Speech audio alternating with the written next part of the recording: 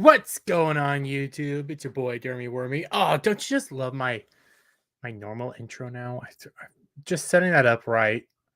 That's all nice and fun. I see Megaloid. You're in the chat.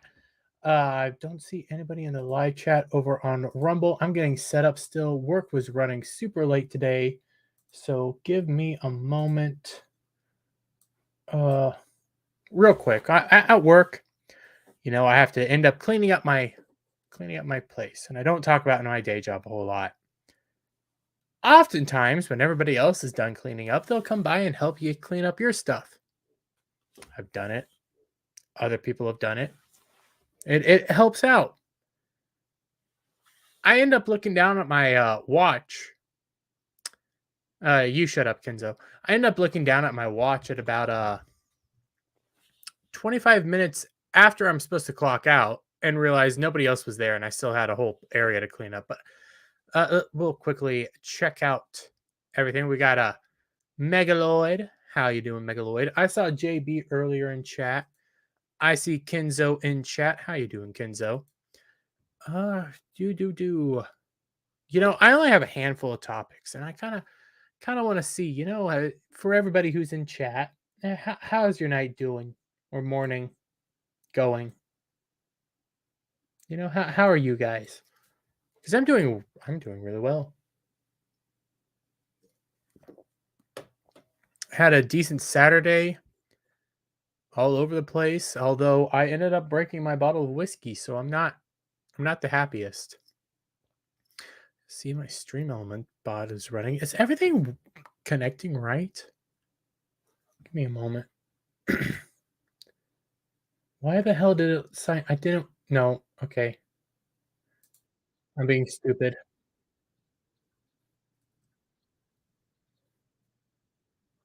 Why aren't you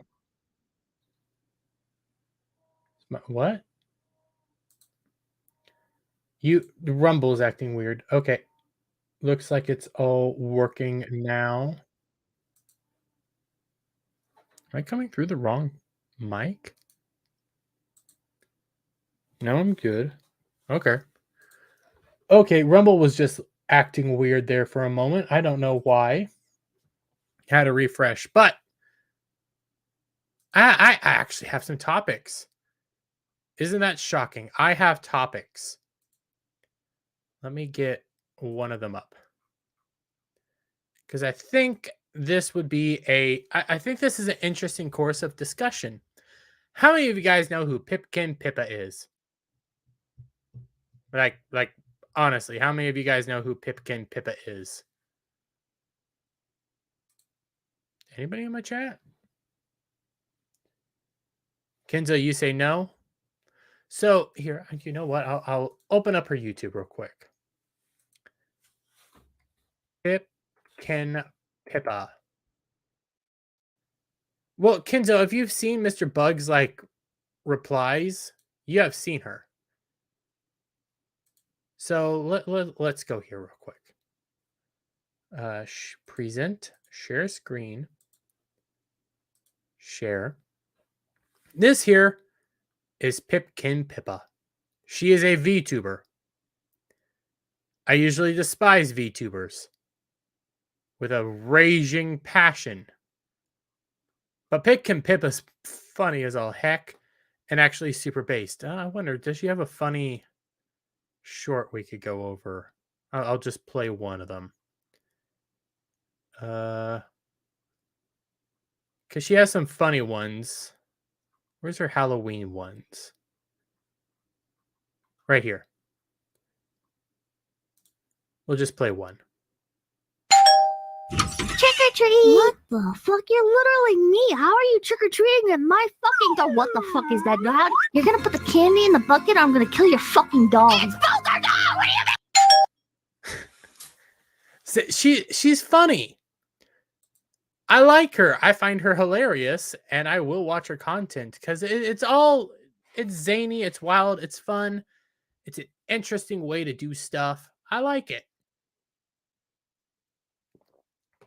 Excuse me. Well,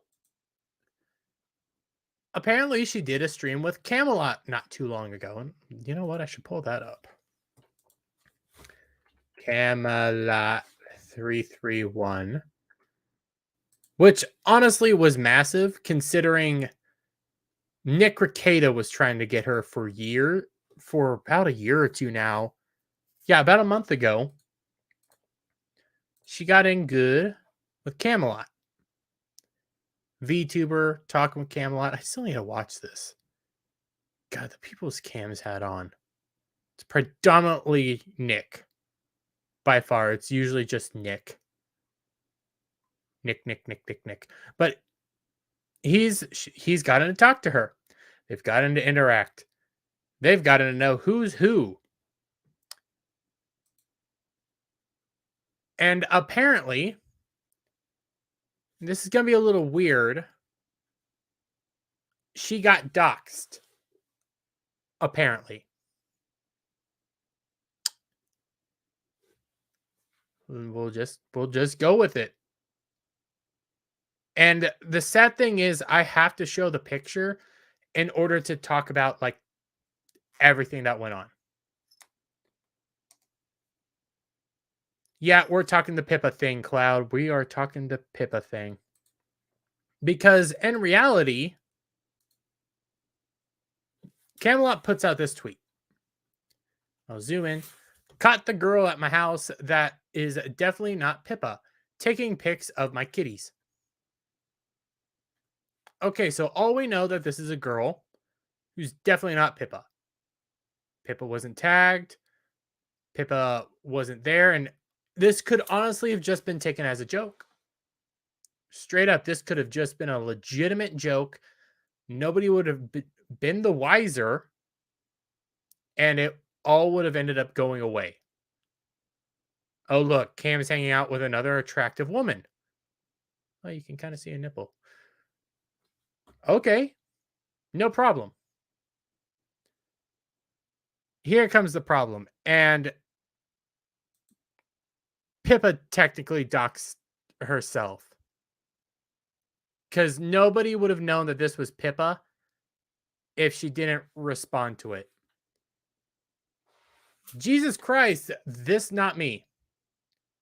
Please don't post things like this about VTubers. It creates privacy issues, and for people in a company, it could create legal issues. Wait, so was this Pippa or was this not? I don't know. The thing is, though, so many people believe that this is Pippa and believe Pippa got doxxed, believe this is all over the place. Oh my God, it's Pippa. And they're talking about how this is a privacy issue, how him posting a picture of a girl who's definitely not Pippa, but saying that it's kind of implying that it's Pippa is now dangerous and doxing and is awful. And what Cam did could have ended her life. Oof, yeah, clearly means well, but that's not something you can do with VTubers. Culture gap is strong at this time at times. Yeah, I agree. But at the same time, I don't really see a problem with this. It's a joke. But you go over to some of my replies, because I replied to Solidus Scott. She sounds like a count. I can't say the word properly like Kenzo does. It's VTuber stuff. Yeah, Cloud, that's why I'm going into my area. And we'll click on my tweet. So you have I respond to Solidus. Oh damn, I'm sorry, Pippa. I thought Cam was better than that and got consent. Shit, that's messed up. The thing is, and this is where I got with it, and I think a lot of people still believe that this is Pippa.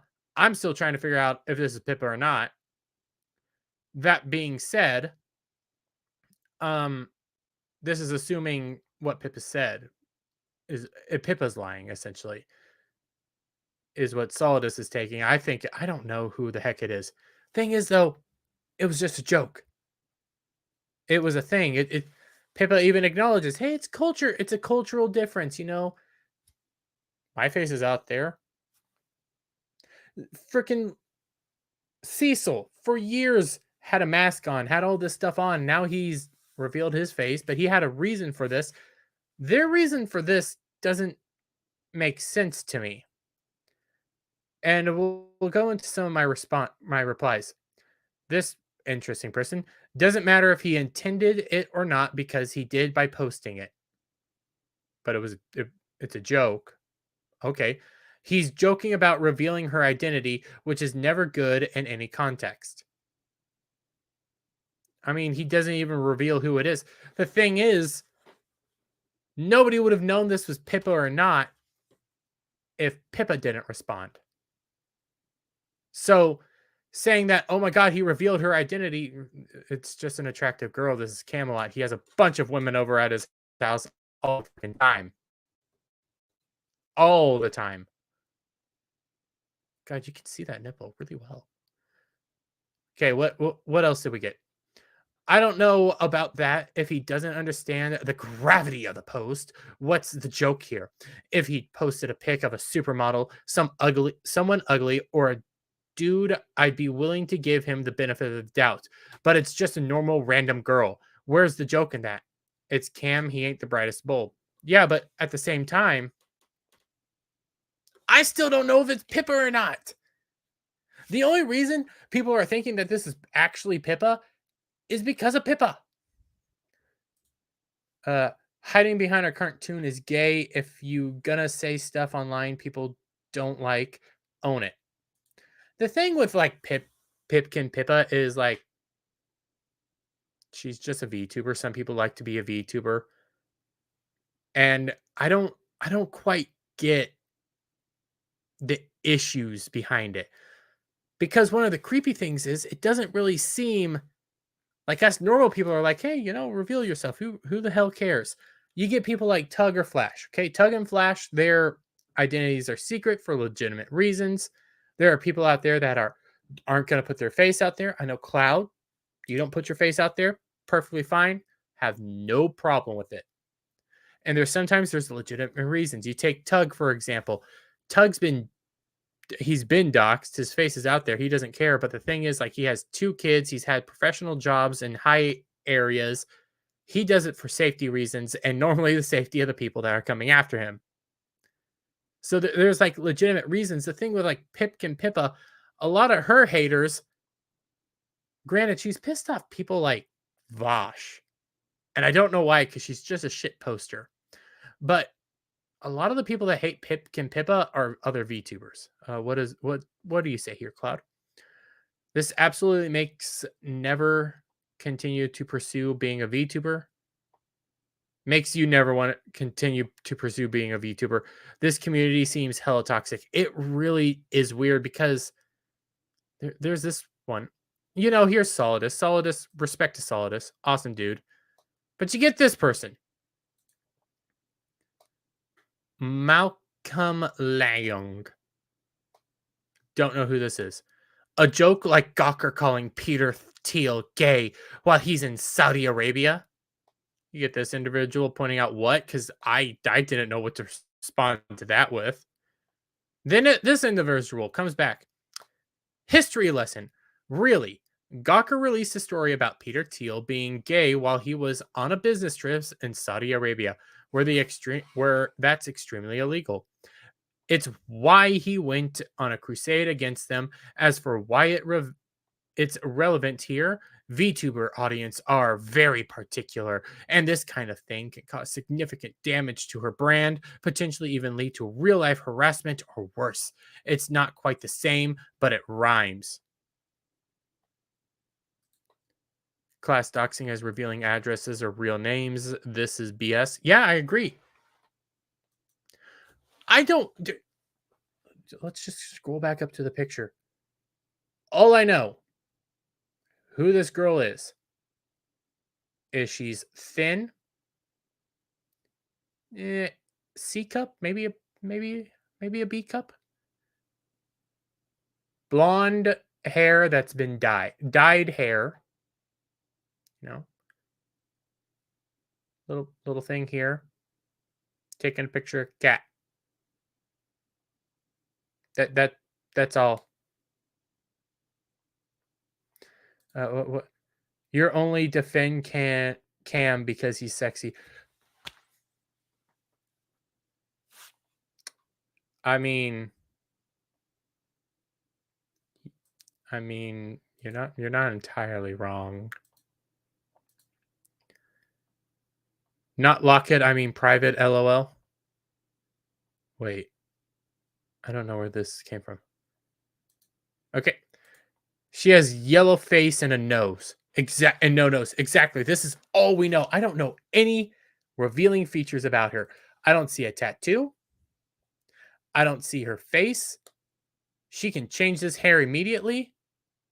There is no evidence that this is truly Pippa. Her responding to it is what causes the issue.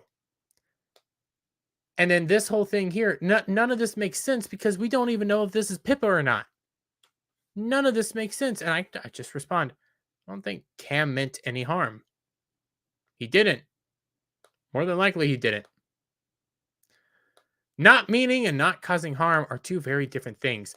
There's a reason most of the comments are some of, you shouldn't have done this, and fervent denial of this being Pippa in order to minimize the damage. We mostly got that he didn't know how dangerous this was, but why is it dangerous?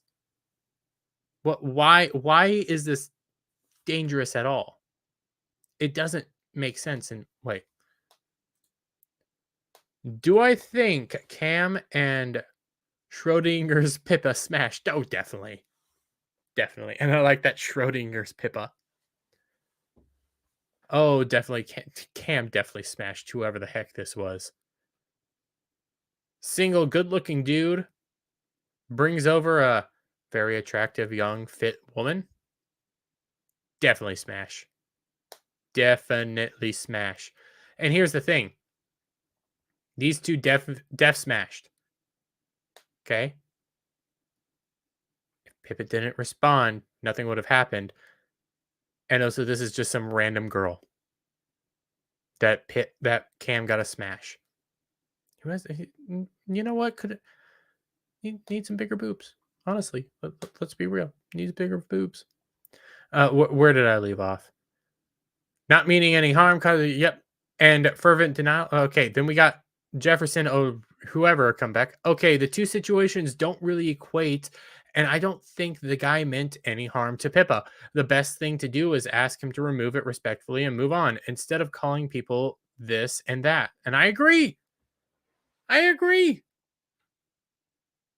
I 100% doubt he meant any harm. Oh, what here? Did he mean to hurt her? Doesn't matter. He did. This kind of thing can damage VTuber's brand. Pippa will probably be fine, probably, but anonymity is sacred to VTubers for a reason. Nobody knows who she is. The only people that might know who she is, and I'm being legitimately serious here. Friends, family, and people that might know, acquaintances who might actually know her. Like who might be able to tell, hey, that's Stacy C from Detroit because I know that phone cover. Even though that phone cover doesn't give anything away. Hey, that's Rebecca Charlotte from North Carolina because of that hair color that is very popular. I don't see anything. Also for you, they need a yeah. She could have DM'd him and said take it down easily. Hey, if it was really her, if she DM'd him, he probably would have done it. I don't think it was her. I think she's responding to the joke, and I think that's the problem here. Hope Cody is ready for a tidal wave of hate. VTuber fan community is pissed. They mass flag and get channels deleted on the reg. What the hell? Why? It's simply a joke. And you know what? I'll just go back to her, like just one of her responses. I mean, it's simple enough. Culture gap is strong at times. It's two different cultures, and I'm scared to scroll through here because I'm scared to see what people say. Pippa, ban attention-seeking whores for once. Do us all a favor. You wonder, Fox, what the hell? But he's not attention-seeking whore. Cody just wanted to talk to you and just made a joke. You two are becoming friends. That's the whole thing. That's Diana Doo-doo Bottom. I recognize the hair. Exactly. Exactly. I think I know a bunch of people in my hometown with this hairdo. And I ain't gonna lie. They're usually skanks. Just saying. They're usually, a hit it and a quit it and move the hell on. This isn't a hairdo of somebody who has it all together. The VTuber scene seems very autistic. Let's be real with Pippa. Like, I love Pippa. I love her content. I find it fan-frickin-tastic. It is hilarious. She roasts people on the regular. She's gone after Ethan Ralph. She's gone after... Oh, who's else she got? I think she talked about Vouch once, and it was more like, who's this Vouch guy? He's a dummy? Okay. And Vouch got all butthurt about it and called her a neo-Yahtzee. Like, these people don't make sense. And Pippa seemed like the most sane of them all. And it's just a critical error here. Nobody would have known it was you if you didn't do this. Nobody would have thought it was you. Everybody would have just moved on and laughed at it. The fact that you did this gives it legitimacy in some way, shape, or form. I just think it was a joke. And honestly, it was a joke at best. They belong to the streets. That's right. Girls with this hairstyle usually belong to the streets. I know you're a newbie to this, but you do not mess with VTuber fans. They're autistic as fuck and really aggressive with their fair maiden is in when their fair maiden is in peril. I don't get it. Like, hey, if somebody legitimately was coming after like Nerdrotic, Eric July haters, people like that, yeah, I'd stand up for them. But when it looks at this, it's like, okay. And there's been legitimate times where I've stood up for VTubers. There was the what's her name? She was a like Papa Gundam's talked about her. And Papa Gundam, great VTuber.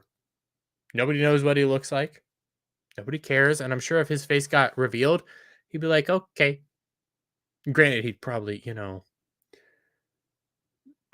do something that I can't really talk about on YouTube right now, maybe self-deletion, but that's just Papa Gundam on a regular, getting high and debating self-deletion. When it comes to some of the people that Papa Gundam talked about during the Harry Potter situation, you had, let me think, there was Silver Foxley, some chick that was getting harassed and bullied. I stood up for her. Didn't know anything about her, stood by her side. Said, hey, she seems like an interesting person. Maybe I'll watch her content. Never did, but she seemed nice and she stood up.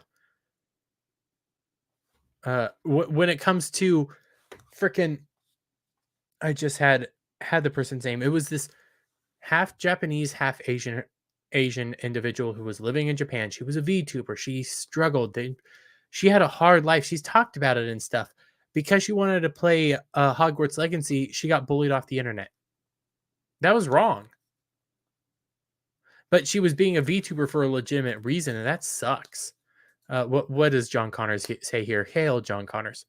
You won't see Rippa or Nerdrotic fans under a bedsheet in tears crying, leave Rippa and Gary alone at a camera, LOL. Good point. That's a valid point. Like, these people are weird. And some of the things I've seen them say are just creepy. Like, they want to basically end Camelot's career right now. For a joke.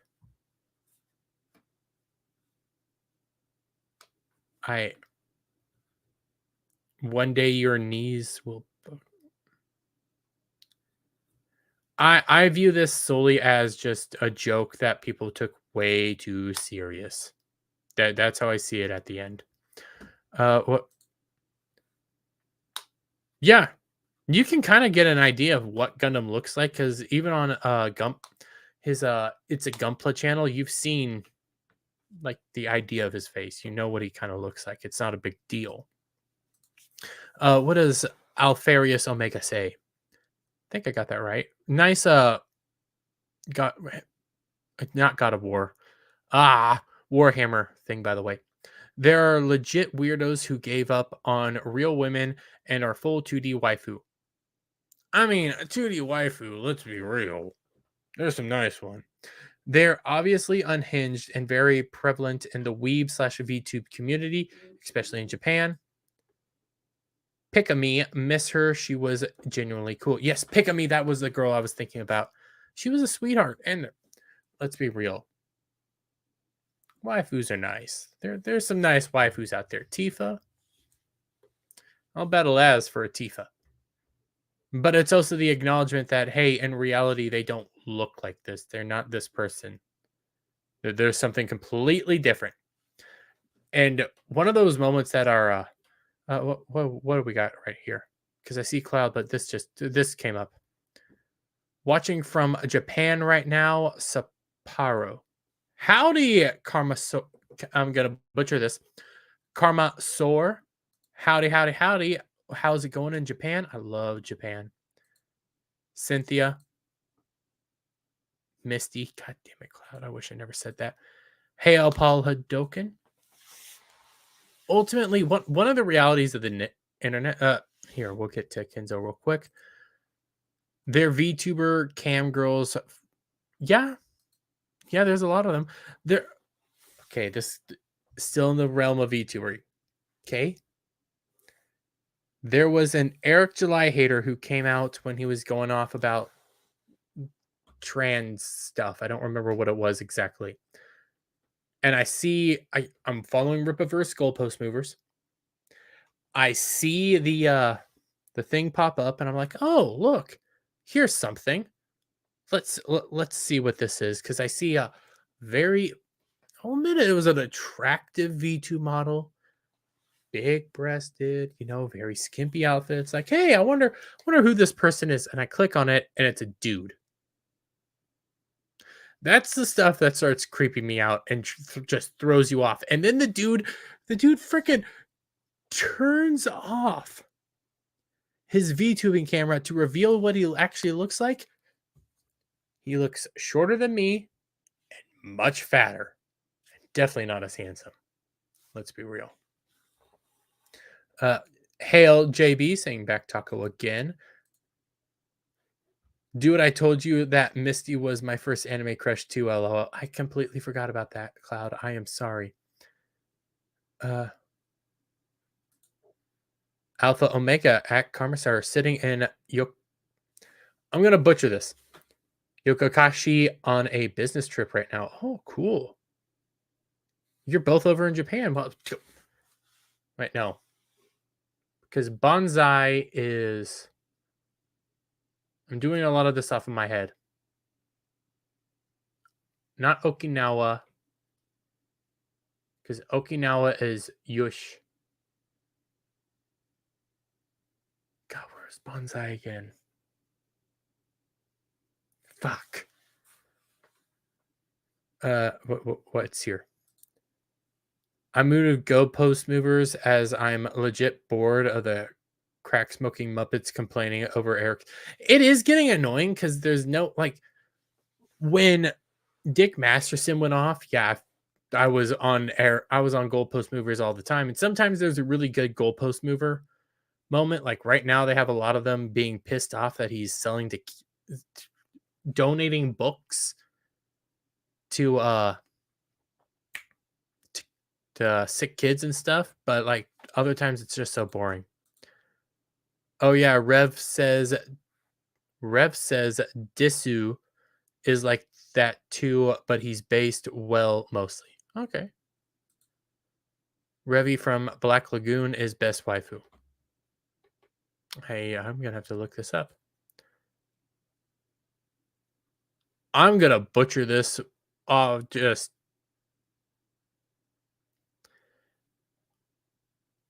Karmasaur, welcome to the channel. That's all I'm gonna say. Okay, Rastercaster is best waifu. Oh, I mean, you saw that meme. I wonder if I can find that. Real quick, who the fuck is Rev? Revy Black Lagoon. Oh, she's the main character. She's the person on like all the Black Lagoon stuff. Not really my type. Although I do like those shorts. Here, I need to be careful because I don't think I'm in safe. Yeah, I have safe search mode turned off, so I need to be very careful.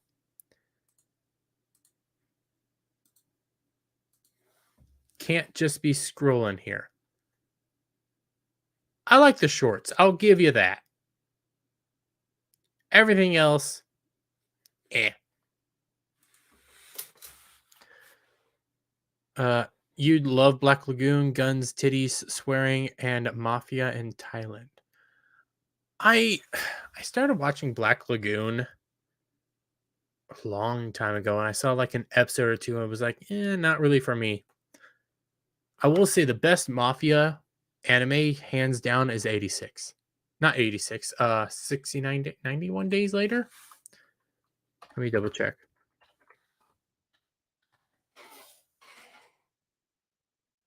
No, 61 days. No. Anime 91 days, yeah. 91 days. Fantastic anime. I highly suggest people go watch this thing. And it has one of the it pulls at your heartstrings. Yes, 91 days. I think Mara wants to cosplay as her. Mara could do it. I think Mara could do that. Okay. I think we've kind of beat the Pipkin Pipa whole horse down into the ground. And just destroyed it. Because I still don't get it. I think people are just overreacting and just need to calm down a little bit. Let's get to the next topic. Here we go. Here,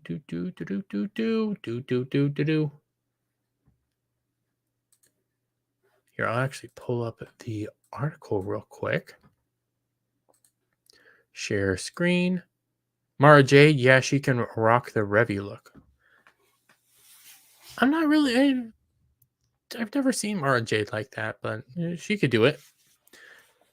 Mamma mia! New York City rules crack down on coal wood fire pizzerias must cut carbon emissions up to 75%. And oh my God, I'm just staring at this pizza right now. Oh my God, I can't wait to eat a real pizza like this again. Anyways. Mamma mia, historic Big Apple pizza joints could be forced to dish out mounds of dough under a proposed city edict. I can read. Targeting pollutant spewing coal and wood fire ovens. The Post has learned the New York City Department of Environmental Protection has drafted new rules that would order eateries using the decades-old baking method to slice carbon emissions by up to 75%. And we'll read here: all New Yorkers deserve to breathe healthy air, and wood and coal-fired stoves are among the largest contributors of harmful pollutants in neighborhoods with poor air quality. DEP spokesman, I can read, Ted Timbers said in a statement Sunday. This common sense rule, developed with restaurant and environmental justice groups, requires a professional review of whether installing emission controls is foreseeable.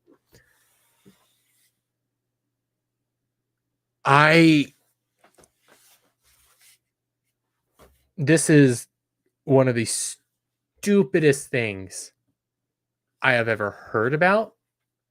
I have ever contemplated, I ever thought somebody would actually want to do. And here's the sad thing. I know they want to do this because they've done it in other states. Nick Rekieta talks about this a whole lot. When he loves to go to Anime Matsuri, one of his favorite things to do at Anime Matsuri, eat barbecue. Because in Minnesota, they have a very similar law to this, and this law basically says that if you want to cook, you must have professional stainless steel stuff. It has to be all clean and prim and proper constantly and stuff. And the reality is that's not how you grill. Grilling is very dirty and kind of grimy and mucky, but that helps with the flavor. It gets all smoky and that stuff seals in the flavor and presents it and everything. And I'm just they have passed a law that basically says no, you can't do that. You can't cook good barbecue in Minnesota now because of that. It's all nasty tasting apparently. And he talked about how part of family in his learning community, because they do that homeschooling stuff, this family was ending up selling good barbecue. One of the guys was making really good brisket apparently. And now I'm just thinking about brisket. Oh, brisket. Your mom thinks that BS isn't going to come here. LOL. We live in Massachusetts. We're New York light. Yeah. It's going to go everywhere. The places it won't go, Kansas, Texas, the places where barbecue like reigns supreme. You need barbecue to live. But anyways, back to this. The dude, according to Nick, the dude sold really damn good brisket, and he ended up selling it to this one dude who was like, hey, can you come by and cater this event for me? Dude says, sure, you know what? Why not? Could make some money, get the brisket out there. Maybe we'll have some fun. He caters a government event. Safe to say the next day, they loved the brisket. The next day they shut him down.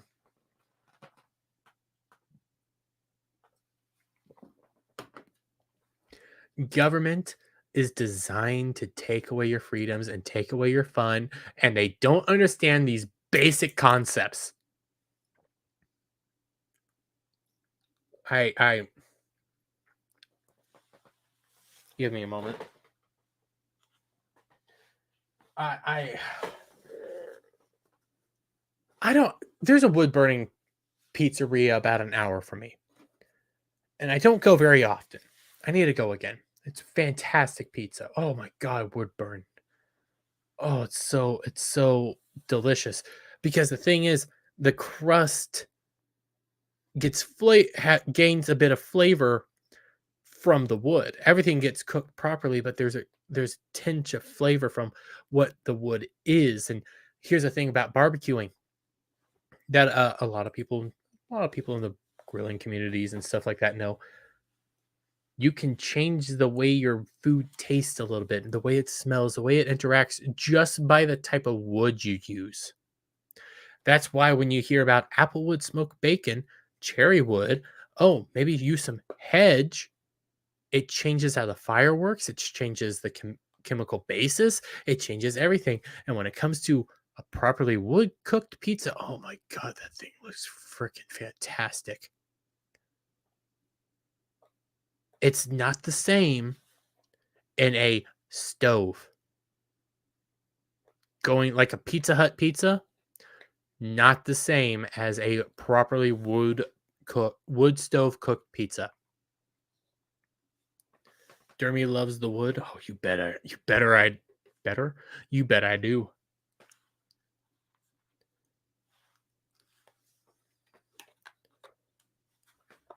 Let's see.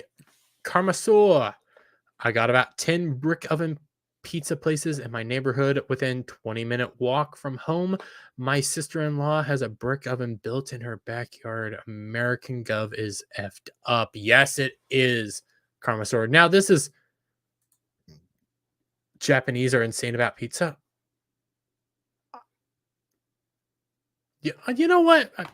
one of my interactions from Japan, I have a few Japanese accounts that I follow on YouTube. I like to interact there and I like the history and stuff. Is primarily from anime. And yeah, you know what? Now that I think about it, a lot of the times they're eating pizza. God, I could go for a nice slice of pizza right now. Oh, God, it sounds so freaking fantastic. And I'm just looking at this and I'm thinking, Jesus Christ. The thing about government is they don't understand. They're going to crack down on everything that makes sense because the way they're thinking is, hey, we need to crack down on emissions. Okay, for people that think that's an issue, good on you. How you going to do it? Oh, we're going to go for the wood burning stoves. What? Yes, we're going for the wood burning stoves because we think that's going to help the poor people.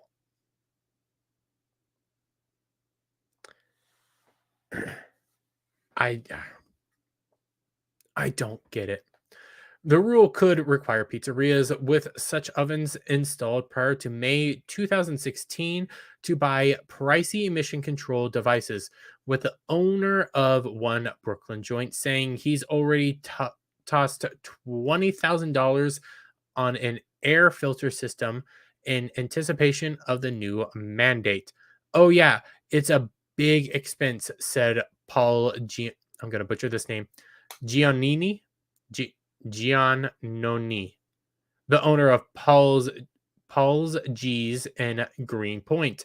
It's not just the expense of having it installed, it's the maintenance. I got to pay somebody to do it. I to go up there every couple of weeks and hose it down and do the maintenance. Gianni added that while the air filter is expensive and it's a huge hassle, it's also has some upsides. My neighbors are much happier. I had a guy coming in for years complaining that the smoke was, going right into his apartment, and I haven't seen him since I got the scrubber installed. Well, I mean, screw you. Why the heck did you move there? I love the smell of a wood burning stove. Oh my God, it's so wonderful. And have a good night, Paul. I can't wait to. Two things, Paul, real quick. You got to eat Sonic and you got to eat Freddy's Frozen Custard. If you don't eat those things, we can't be friends anymore. But I love you, buddy. I heard about that. That might be a topic I might pull up next, Cloud. It sounds interesting. I love the smell of a wood burning stove. I freaking love it. One of the reasons I prefer winter. I prefer fall, winter, and early spring. Because around here it starts getting really cold. And around here tons of people have wood burning stoves to heat their houses. Oh my God, it smells amazing. The smokiness. Oh God, it smells like heaven. And I get it. Too much smoke can be a problem. But I think living next to a pizzeria like this, oh Lord. Oh Lord, it sounds so heavenly. And right now, just to be able to smell a pizza sounds fantastic. Oh God, I'm fucking hungry. I have to wait just a few more weeks. July is just next week. Okay? Next Tuesday is July 4th. Starting Saturday is July, okay? We are in the end times of Pride Month. Thank Christ. Because once after July, that second week of August, I go to Anime Matsuri. I'm going to buy a large pepperoni pizza. I don't care where it comes from. I don't care if it's good or not. I'm going to devour that thing. And it's going to be like a very very, very pornographic video is what it's going to come down to when I eat that pizza. There's going to be moaning. There's going to be slapping sounds. There's going to be sounds of all sorts of things that you just need to keep your kids away from. And like, they're going to need to bless that room after I get done eating that pizza. Probably, the devil's going to be blushing after what I do with that pizza. It's going to be heaven. Oh, God, a pizza sounds so fantastic right now. And then I'm going to eat a burger. I'm hungry. Okay, I'm very hungry. I like all the food I'm eating right now, but I'm hungry. Back to this topic. Pizza, fantastic. New York, stupid. Good topic. Okay, what Cloud? You mentioned a topic, and you know what? I want to pull this up. Excuse me. China eating rocks. I can spell rocks right.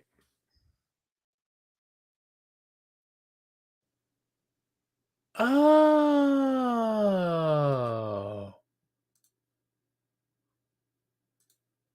Give me a moment.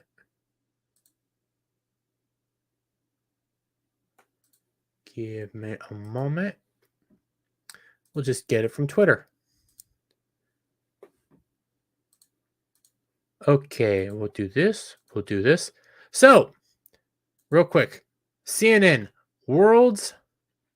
scroll in some more. World's hardest dish. Stir-fried stones are China's latest street food fad. Full screen and we'll just watch. This Chinese stir-fry features rocks as the main ingredient, and social media calls it, quote, the world's hardest dish. People are supposed to suck off the flavors, then spit out the rocks. Hence the dish's name, so dio, meaning suck and dispose. I'm sorry, suck and dispose. I mean, I can think of a much better way to suck and dispose. I would prefer you to swallow, though. Please, thank you. What do you say? I miss the pizza from the pizzeria that's located near me. Unfortunately, I don't go there anymore because I'm no longer with my ex. We used to eat there before going to the movies. Cloud, buddy, old pal of mine.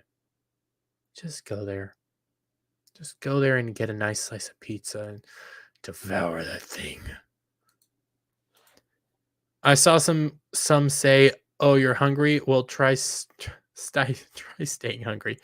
I mean, communism.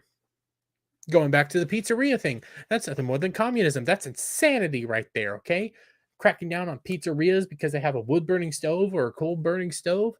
That's communism. This is what it leads to. Hey, you know what? To help cut down on environmental regulations and stuff like that, here's some rocks.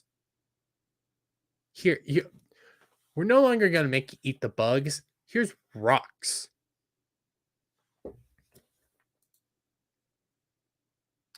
Cloud, go sell a kidney and get some pizza.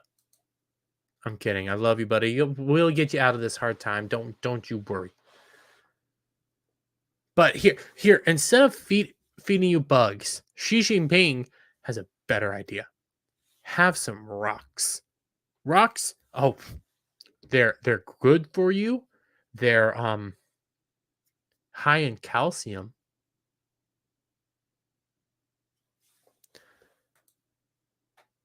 Can confirm small portions and hard fasting is an effective weight killer, LOL.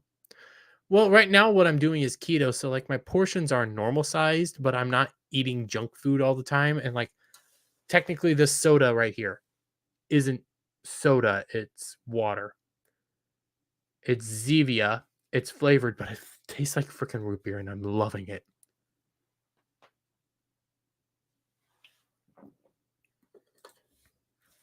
You'll start an OF? Well, you can do that. I don't want to see those pictures. Okay, I really don't want to see those pictures. You can even put on an outfit like Hero Hey has recently. Still don't want to see those pictures. Okay. Not. No, thank you. Just goddamn. Sounds like a brand of flavored condoms. Yeah. Suck it and dispose. Suck it. Oh my God.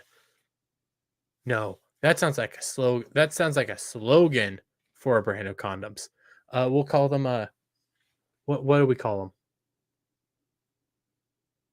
What do we call them? You know what? We'll just do Jeremy brand condoms, and the slogan's gonna be "Suck it and dispose." Cloud, I don't think I want to see your back taco. To be fair, not my type. Not my type in this situation. But let's continue. The dish originated in Hubei province and is said to date back hundreds of years. It was reportedly passed down for generations by boatmen through their oral history.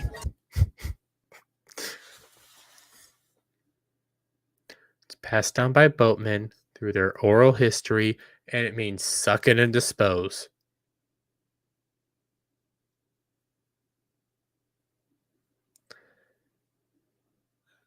I want you guys to think about that.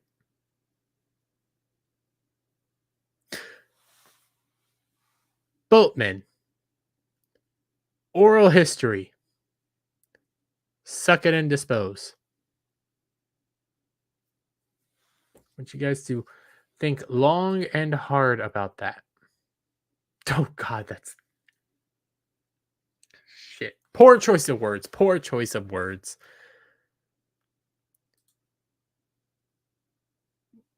True, true, Kinzo. True.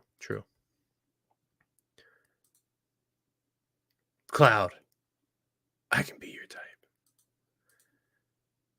I see these rocks and think they're facing food troubles. Rocks fool the eye with how big portions feed. Ooh, that's a good point. It's a very good point. I do think China's having a weird economic situation, but hey, did you see all those lights? Did you see that whole thing they put out? I think it was late yesterday or maybe it was the other day, and I should have bookmarked it. But it was lights, tons of lights. Oh, China's so pretty. Look at all our lights, but we don't have food. You have to eat rocks.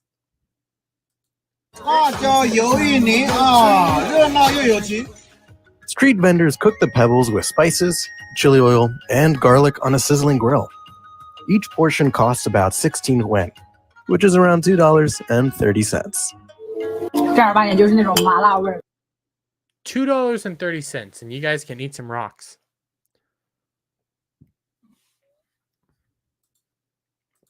Okay. Bugs or rocks? Like if I really had to.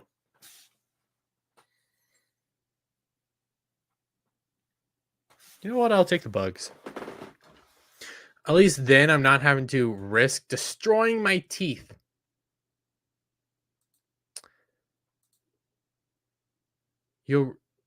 Wait. I retweeted it, so I'll go look for it. The lights? Oh, thank you, Cloud. Thank you. Vegas is better and more. Love you, man. Love you. Where do the rocks go when they're done with the meal? You know what?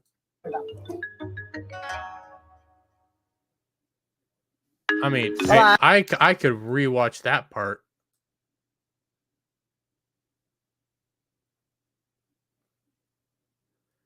That's a nice part. That there is a nice part of the video. Let's be real.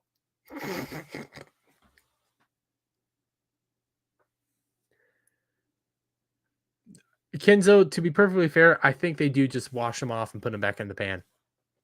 But let's just rewatch this one last time. Oh yeah. God, how creepy can I get this to be? Come on, I might be bookmarking this. I'm going to be bookmarking this. Whew, boy, that was a good one. Here it is. Cloud sent me the pic. TikTok. Okay. So they're eating rock. Oh, wrong button. They're eating rocks over in China. But you know what else they have? They have lights. What a day. I'm going to have to mute that real quick. Oh, look at all those lights. Yep, look at all those lights. And they're eating rocks. But we got lights. We got lights, folks. We got lights. That's the important thing there. Okay, they got lights. That is the most important thing that they have. What was my notification? Scroll up. Oh, it's Carl Benjamin. I need to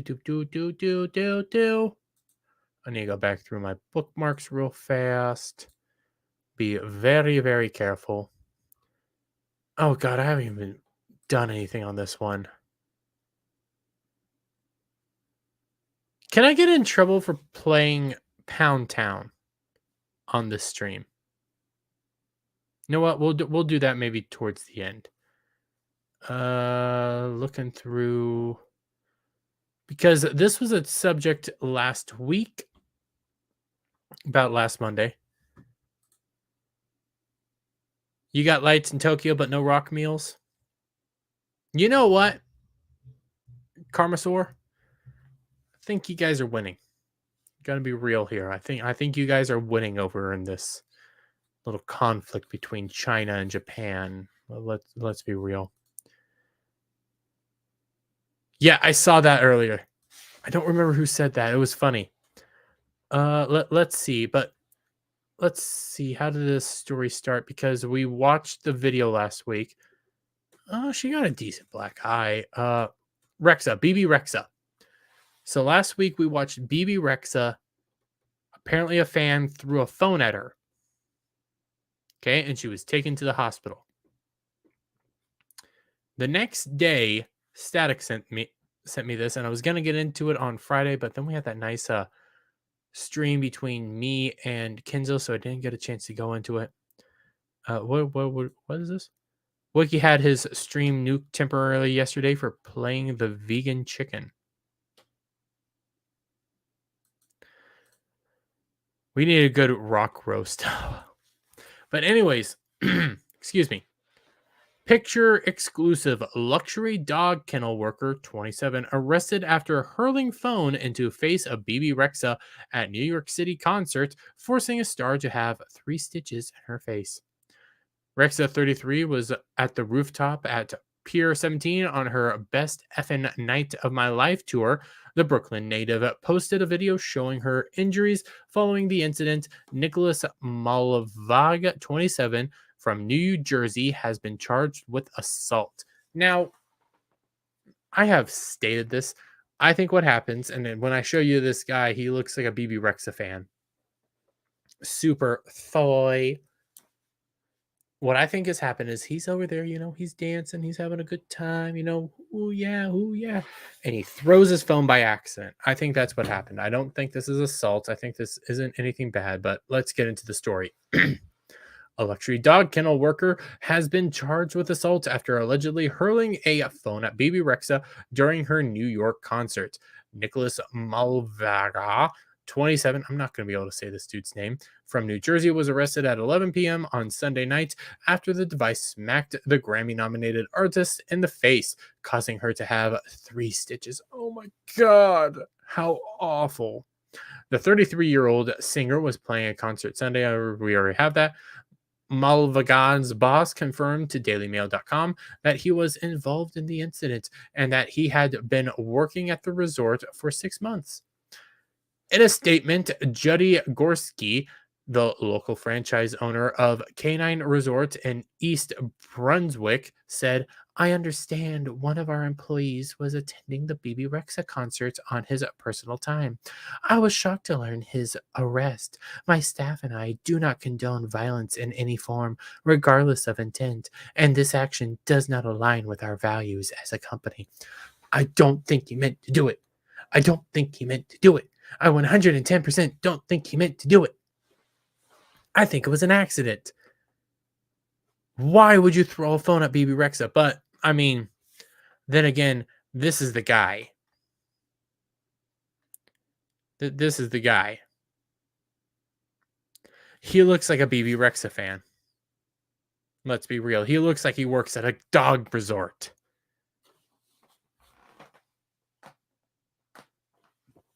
I need whiskey. I need whiskey for this. Oh my.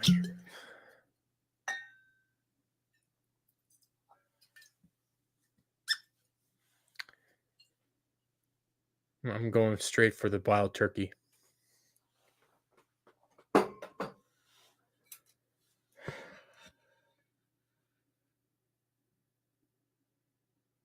We don't have all the answers to this story. I was thinking he threw it in hopes she'd pick it up and record a video on it. LOL. He might have. I mean, look at this dude. Look at him. He has his fucking top button buttoned. You don't do that. Looks like Jack Posobiec, but fat. Oh my God, you're right. His eyebrows are freaking shaped. I know, my eyebrows, pretty damn good. Not gonna lie, pretty damn good. I don't shape them. I legit do not shape my eyebrows. This dude has shaped freaking eyebrows. He looks like he shouldn't be within 10 feet of a school. Women, you should run away in fear. He looks like a male feminist. And I'm supposed to believe that he assaulted BB Rexa. I'm supposed to believe this. I don't. I think he was having a good time. Listen to some artist, sing, ah, yeah, yeah, yeah. I am BB Rexa, yeah, yeah, yeah. And then, he's over there, he's dancing. And whoop, just by accident. I think that's all it was. Burns nice. Oh, here was the video. Oh, I have to make sure the volume's down. See, right there. There are multiple people with their phones out. It's not just him. I'm thinking he's over there. They're singing, they're clapping and everything. I think he just lost control of his phone. That's all I think it was. Oh, Lord. And these are apparently her after images. Oh my God. 3 stitches. Look at my pretty eye. Oh my God, it's swollen. I don't give a crap. You can afford to get this fixed. You're probably gonna have a scar. Guess what? She has the money to fix it. She has the money to get it taken away. And yet they're charging this man with assault.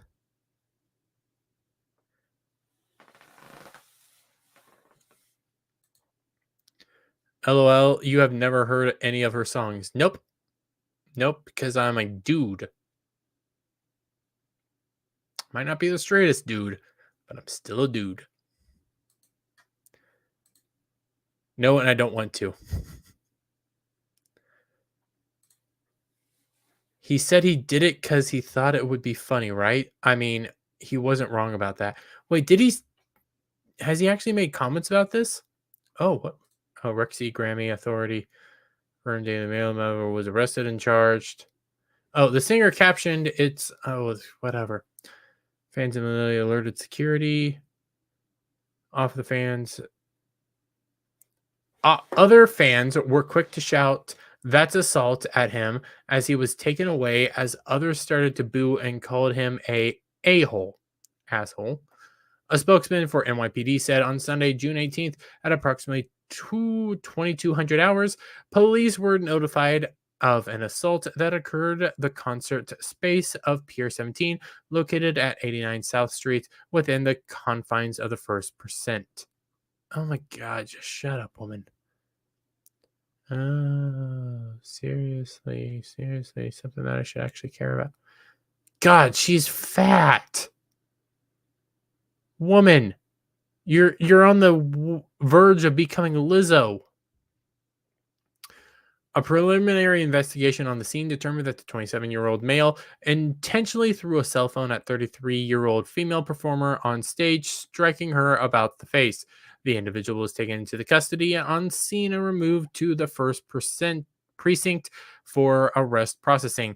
The added female was removed by EMS to an area hospital in stable condition. Oh my God, it was freaking... We're going to take you by EMS because the phone struck you here, and we're just going to give you 7 stitches. It's okay. It's okay, honey. It's okay. Yeah, JB's right. Free phone. There's a... yeah. I'm trying to see where does he say he thought it was funny. I might have to look that up in another thing. Video posted a Twitter showed of BB Rexa. So this is BB Rexa being rushed out to effing phone. BB is literally one of the sweetest. Oh my gosh, shut up. Lady, you need to lose some weight. You're starting to look more... I'm gonna... just to be on the safe side. Fan said...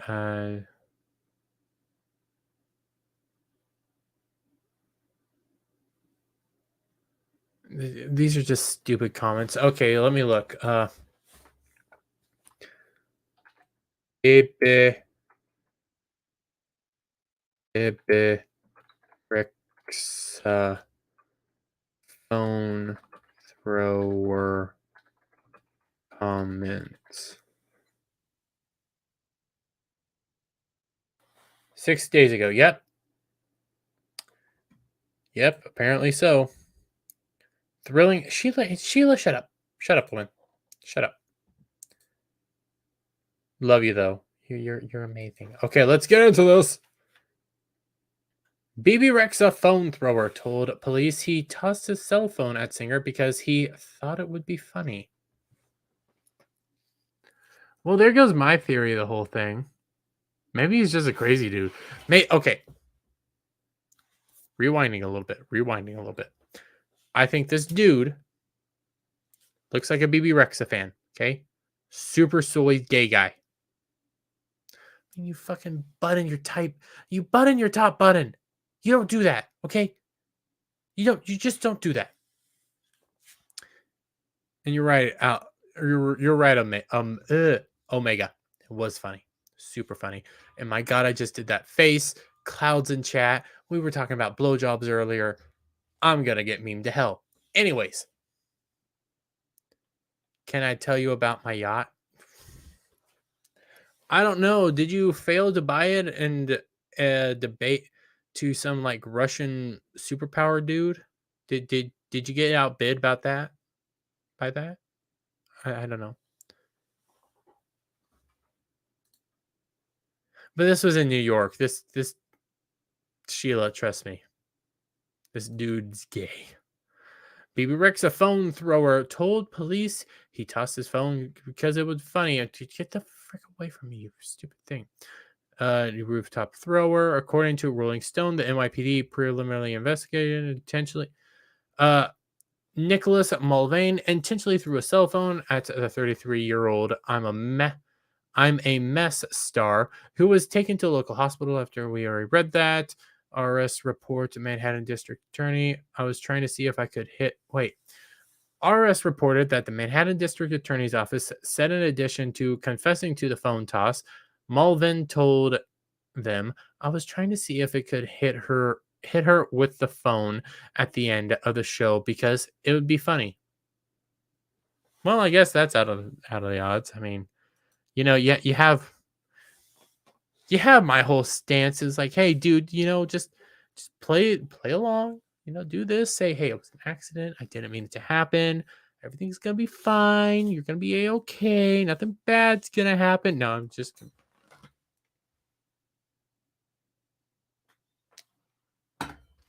Always get a lawyer. Always get a lawyer. I'm not a lawyer, but I've learned enough now Don't talk to cops. Get yourself a freaking lawyer. I'm scared to scroll up because I see Cloud did something.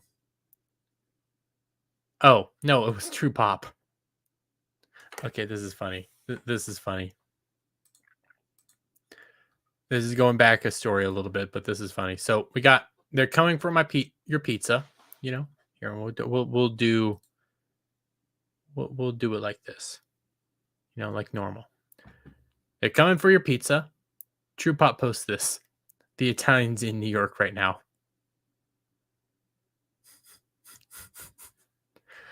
I gotta admit, that's funny.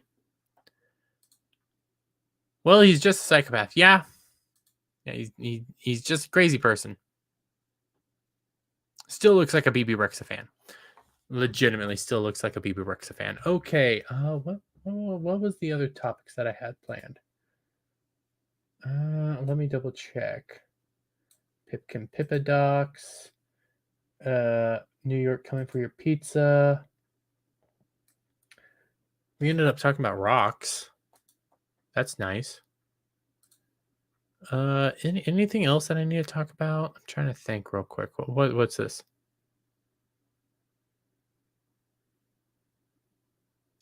Oh, there's that. I'm trying to think. There was something else I wanted to talk about, and I can't remember what it was. God freaking, it's gonna drive me up a wall now.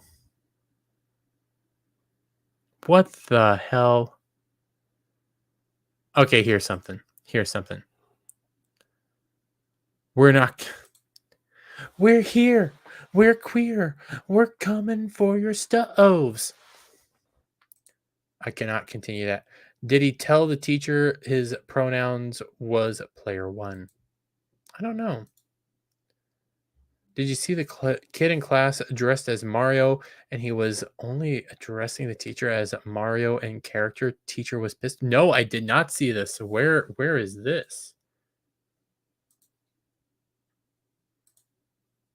Oh my God, you just sent it to me. Okay. Thank you so much. God, stop trying to get...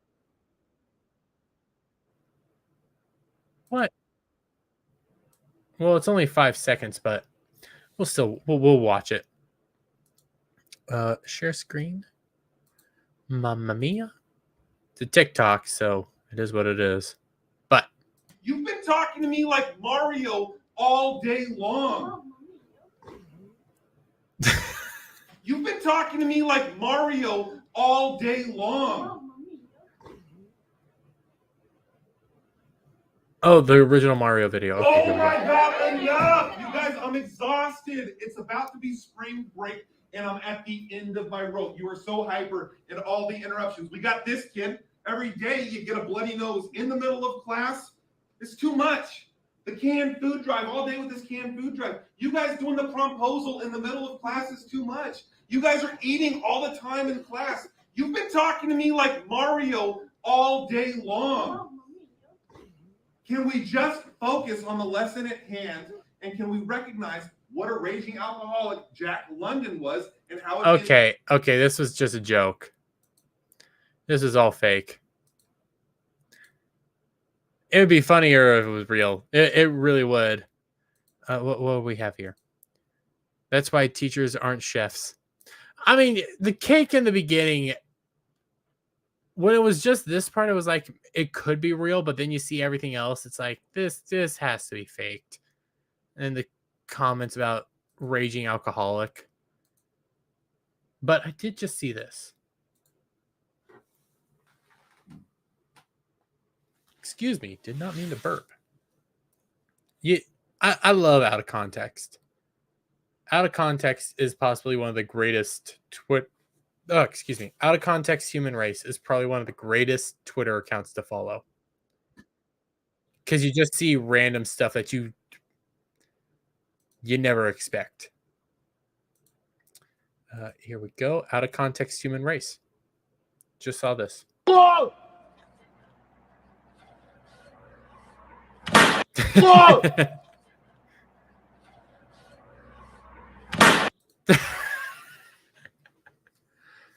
People are stupid. People are just so freaking stupid. good sleuthing detective. I mean, the video just seemed a little off. That's why. And then I wanted to see the full context, and yeah, it just fell apart. What was the next topic I wanted to talk about? God freaking damn it. I heard it earlier. I wanted to talk about it. I thought it'd be interesting, and now I can't remember it. Oh my lord. Oh, I remember now. Because I might actually do a video on this tomorrow. Disney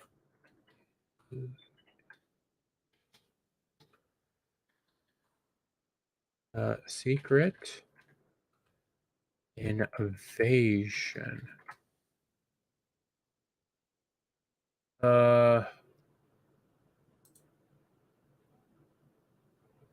Let's see. Do they end up having the video? No, they do not. Give me a moment.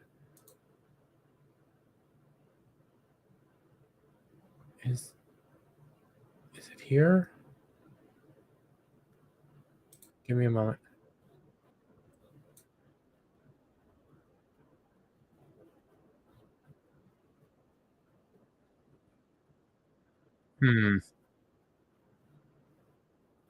I don't know. Is it here? Because Disney has decided to use ABC affiliates to help try to promote Secret Invasion. And it's not like... here it is. I think this is it. I think it is. I could be wrong. Back tacos are everywhere. Back tacos are love. Back tacos are life.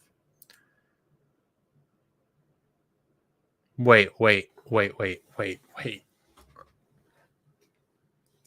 Okay, we'll put that into the mix. Target anti-Mount Rushmore.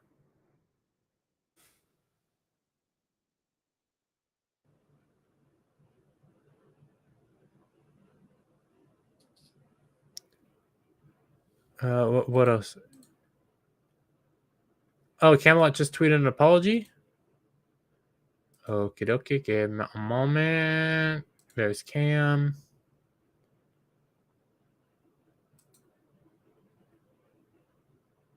Okay. Real quick. Well, that is the next topic, because I was trying to find the Secret Invasion thing, but I can't figure it out. But first off, because this is one of the big things that we did for this show, we got to do it. Camelot has apologized, and I was right. Freaking right.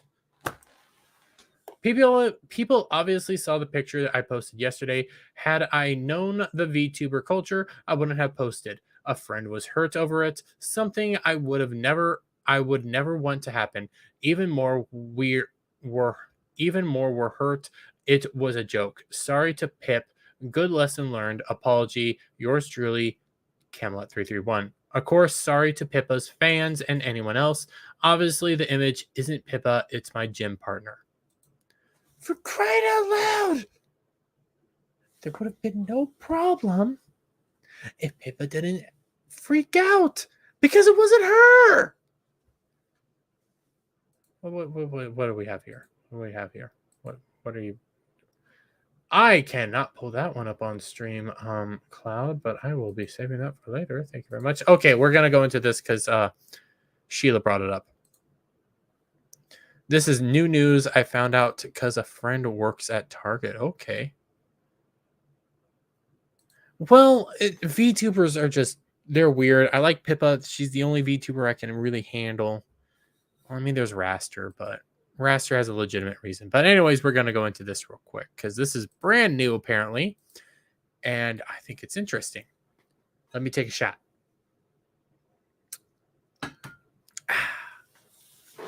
Okay. Target funds non-profit calling for demilitarization, shutting down Mount Rushmore as symbol of white supremacy. June 5th, 2023. So it's not super new news, but it's here. Embattled retail giant Target has funded a nonprofit that calls for shutting down Mount Rushmore because the landmark is a symbol of white supremacy, demilitarizing the violent U.S. military, and imposing sanctions on Israel, according to a report. Wait. So, what about Lofty? Lofty's a weirdo. I love Lofty, but he's a weirdo.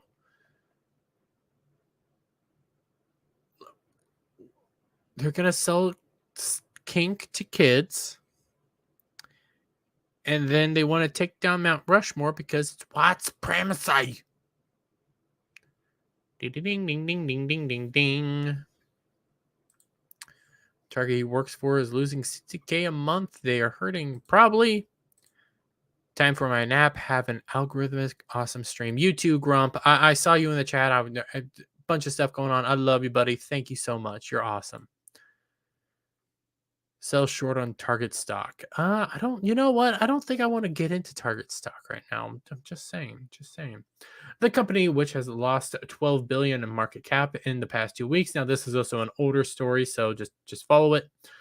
Pride Theme has donated money to Indian Collective, according to 2021 tax documents obtained by Fox News. It's unclear how much money the Cheap Chick retailer has shelled out to the organization, which bills itself as an Indigenous-led organization dedicated to building the collective power of Indigenous peoples, according to the group's Twitter page. I'm going to open this in a new link real quick. Give me a moment. Why would you? Okay, if you don't want to be called Indian, if you don't want to be called Native American, you want to be called Indigenous people. Why do you call your group Indian? Why? Indian Collective. Oh my God, somebody actually follows this that I know. Oh my God. Oh, you gotta be kidding me. I'm dead inside.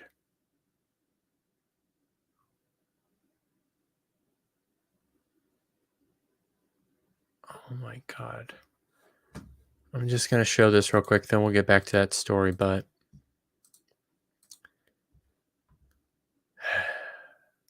here's their Twitter group. Defend, develop, decolonize, decolonize, colonialism, colonize. Sounds like you're trying to come for my colon. But anyways, Indian Collective, dedicated to building the collective power of Indigenous people while fostering a world built on justice plus equity for all people and the planet. Oh, that sounds nice. But they have this.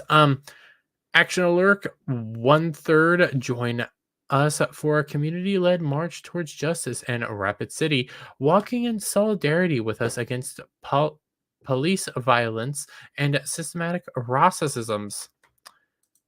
March towards justice, holding the police state accountable. Together, our collective voice will amplify the demands of our community and people, propel us towards the accountability we seek. March 4th. And that's obviously Mount Rushmore right there. 2 weeks away, folks. Oh my God. I hate people. I hate everything I just saw there. I hate so much. Target is indigenous to France. Well, that explains a lot. Like many of these commies have said, they want to burn the country down physically and metaphorically, and from the ashes, they will build a new communist utopia. That is true. They have said that. There's a place where you get food, housing, and work if you want it, and only the cops have guns to call prison. It is. And good morning, Twisted Pixie. How happy to see you here.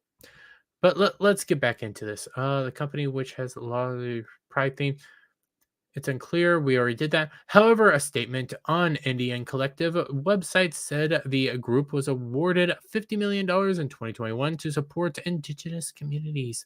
The group has called the very existence of Mount Rushmore a symbol of white supremacy since the National Memorial in the Black Hills of South Dakota with the face of George Washington, Thomas Jefferson, Theodore Roosevelt, and Abraham Lincoln carved into the mountainside is set on stolen Lakota land. Oh my god, it's set on everybody's stolen fucking land.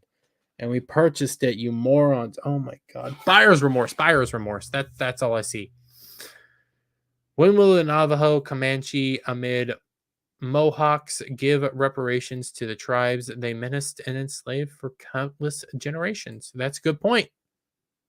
Good point. You sent I'll listen to it later. Seller's remorse, Dermy-chan. That's what I said. No, it's buyer's remorse. No, it would be seller's remorse. Never mind. Shut up. Shut up. Shut up. Shut up. Indian Collective for the closure of national monument fuck me. I indefinitely said a press release which was posted in July 2020 before then President Donald Trump visited Mount Rushmore to celebrate the Independence Day. And my God, my parents actually got to go see that, and I'm freaking jealous. The organization also condemns militarization as a pathway of exploration and destruction of indigenous communities within the so-called United States, according to the website. But wait, but what? What did I just read? So they want America to demilitarize? Is that what I'm getting at? Yeah. Yeah. That's a good one, John. That's a good point, John Connors. They tried to buy back. They came back to Manhattan and said they wanted their land back after selling it. Jesus Christ. Indian again. Why call yourself Indian? Collective has also launched a campaign called Land Back, which demands America give up its public land. Land Back has also punished anti-Israel campaigns using the terror slogan, "From the river to the sea, Palestine will be free." Oh my God, I hate.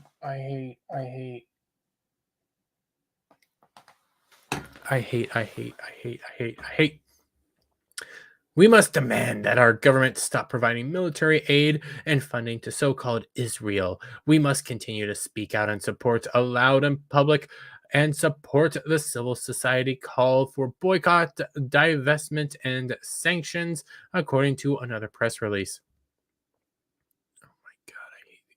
The chant has long been used by anti-Israel terrorist organizations such as Hamas and the PFLP, which seek Israel's destruction through violent means, according to Anti-Defamation League, the ADL.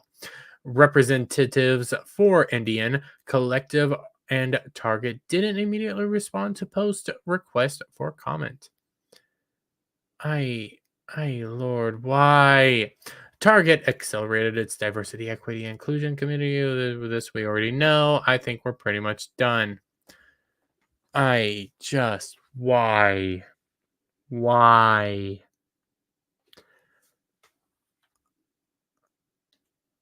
Why is all I have to say. People don't know history.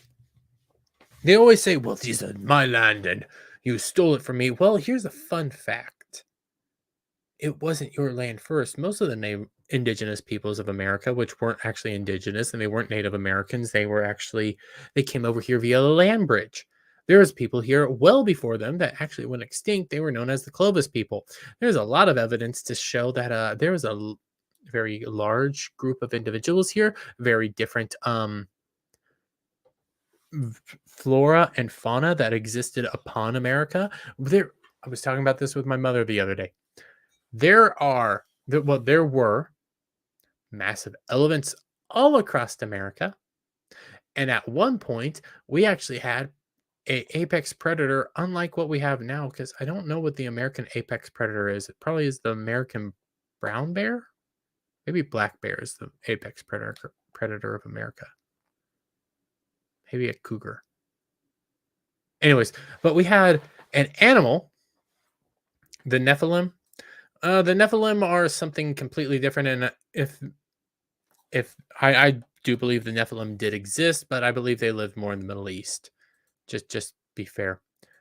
Bears, mountain lions, sharks. Well, we actually did have an American apex predator long ago that was as fast as a cheetah. It was a short-faced bear, as fast as a cheetah, and as big as an American brown bear. It was a massive creature. And shockingly, everything died out just around the same time. Just shockingly. So no, you did not originate here. History is vast and long. Lands have been conquered, traded, changed. This is the history of the world. So no, you don't get Mount Rushmore back. That I love Mount Rushmore. It's one of my favorite places. Megaloflora and fauna in if my Latin is still good. Yeah, I think you're right. Giants lived on, I'm going to butcher this, Catalina Island. Scary critter. Yeah. I do believe that giants have existed. I think there's evidence of it, but I think more than likely we had Nephilim living in the Middle East. The reason why I believe in the Middle East is because that's where Israel is. That's primarily where a lot of I get it. Cradle of humanity is Africa. I get it. But when you think of the biblical text, you think of Mesopotamia and all that time, right around in the Middle Eastern areas is probably where it was. The earth's changed since then a couple times. The idea of a Nephilim was a human mixed with an angel. So that's why they existed. It's a biblical term. They were stronger than normal people. They were faster. They were larger. They were just built. So I do believe Nephilim have existed. I think it's almost should be a fact that they existed. And there's reports of them still existing. Technically, they're just tucked away. First colonials, exactly. That's what we'll call them from now on. They are not indigenous peoples. They are the first colonials. That is a good thing to call them. What time is it, real quick, before I make a decision on what we do next? It is 4:42 a.m. I've been going about an hour, 30 minutes. I'm gonna leave it to you, chat. I'm going to leave it to you. Do you want me to play Yu-Gi-Oh for the last 30 minutes? Or do you just want to say, hey, call it a night? I'll leave it to you guys. What do you think? I mean, I am hung like a horse to the Asian community.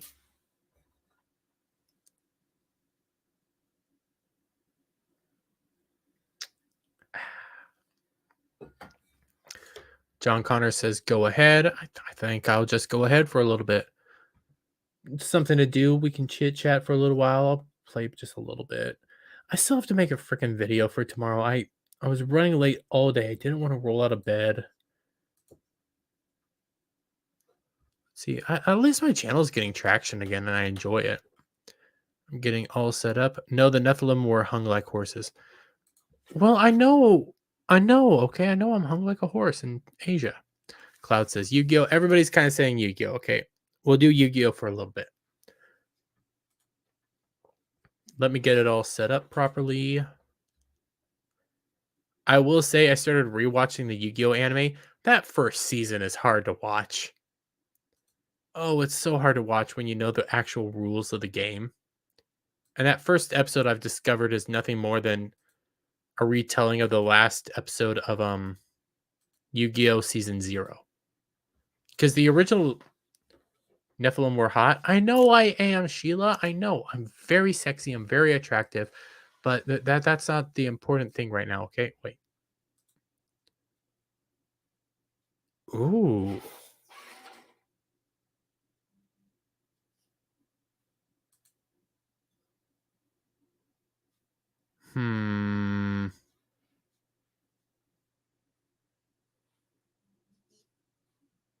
Fuck it. I'm purchasing something real quick. Give me a moment. Okay. Sharing screen. Give me a moment.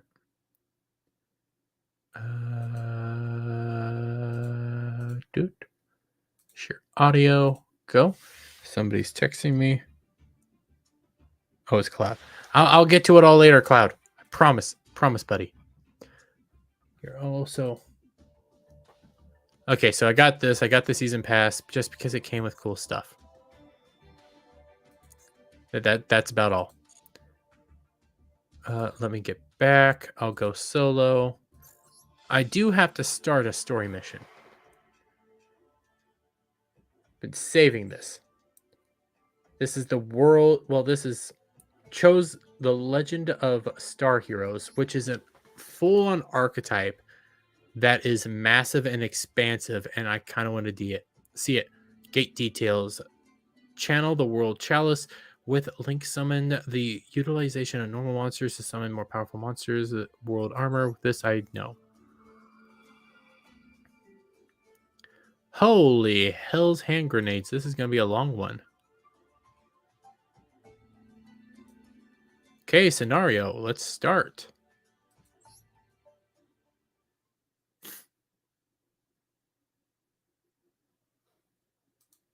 That's exactly right, JB. That's exactly right. Oh, excuse me. Sorry about that. The rulers of this star were not humans. That world was ruled by 7 mechanical life forms known as the Mech Knights. Oh, I love Mech Knights. They're cool. And across the land spread the vanguard, the crawlers. These crawlers tend to swarm and destroy all human-made structures in their path. They most likely lack any emotions. I also enjoy crawlers. They're a fun flip deck. Helpless before those ruthless machines, mankind had no choice but to live in hiding. Dense with thick trees, gloomy even in the daytime, a hinterland known as Forest of the Stars. Therein lies a hidden village where humans lived inconspicuously.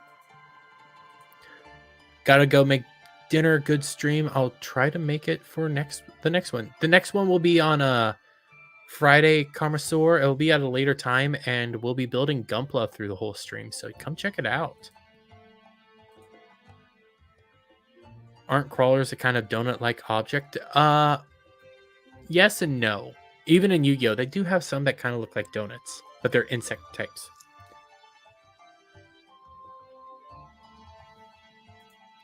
The fuck? There's cohesive lore behind all these monster cards now? Oh yeah, they started doing whole lore breakdowns about, I want to say it was during 5Ds, they incorporated a whole dual terminal. It was called the dual terminal. Cannot say it. Terminal. There is a massive essentially three arc story detailing 3 different generations within the dual monster world. And this is a whole nother one. Like, they actually started doing detailed storylines about Yu-Gi-Oh monsters. It's fantastic. You haven't picked up a deck since the Egyptian cards? Oh, you are well behind. Like, there's cohesive stories to everything now. The ritual wand, passed down through many generations, made the barriers extremely resistant, and it had never broken, not once. But even so, the villagers were suffocated by their anxieties day after day, not knowing when the great threat would come knocking at their doorstep. From within the suffocating unease of the village, there were still those determined to fend off the crawlers. Arum and Ningiris. There was a reason they fought so desperately. It was the village priestess and the younger sister of Ningiris, Ib. From birth, the priestess possesses a divine power that synergizes with their ritual wand to create barriers. You haven't played since GX. It was actually it was kind of during the GX that they began doing like what is called an archetype. It was like Elemental Heroes, the Roids, Cyber Dragons. All these things were archetypes, but they never had like a full story breakdown behind them. They have entire stories now to it. Dark Magician has a story. Buster Blader has a story. Gaia the Fierce Knight now has a story that incorporates Lackluster Soldier. There's fantastic stories now within the cards. You just have to go find the stories. That's why I enjoy this game so much. Strong Villager had even seen in its history. Ib's power was the strongest the village had ever seen in its history, but it was meager compared to the frightening forces that grew stronger by the day. Her companions saw how hard she was trying to put up a brave face for the villagers and wished they could lighten her burden even by a little. Aruman and Ningirasu, I'm probably butchering these names, along with the baby dragon Imduk, crossed the barrier in hopes of slaying even just one crawler. One day, Ib heard from inside the forest a faint sound like that of a human voice. Arum and Ningisu, I'm gonna butcher it, could not hear it. However, Ib proclaimed that she keeps hearing the voice. Afraid Ib would venture into the forest alone, Arum, Ningisu, and the baby dragon Imduk set foot inside the hinterland. Dark Magician Girl is pretty bae. There we go. I got Imduk, but I'm going to show you real quick. I'll just go to back to all of these. Each bout from here on: Absolute Monarchs, Ruin of Demise, Mystery of the Megalith. All these cards, Proxen Warriors, which are Gym Knights, which are fantastic. All these cards have story arcs and everything, and that's what I've just been going through. There's actually a younger version of Dark Magician Girl that I actually kind of like more. She has a tan and stuff. She's supposed to be it incorporates the actual anime into it when they do the a Tim arc, the final arc of the first series, and it's supposed to be the Dark Magician Girl then. It's fascinating. I love Dark Magician. Clear reward. Ooh.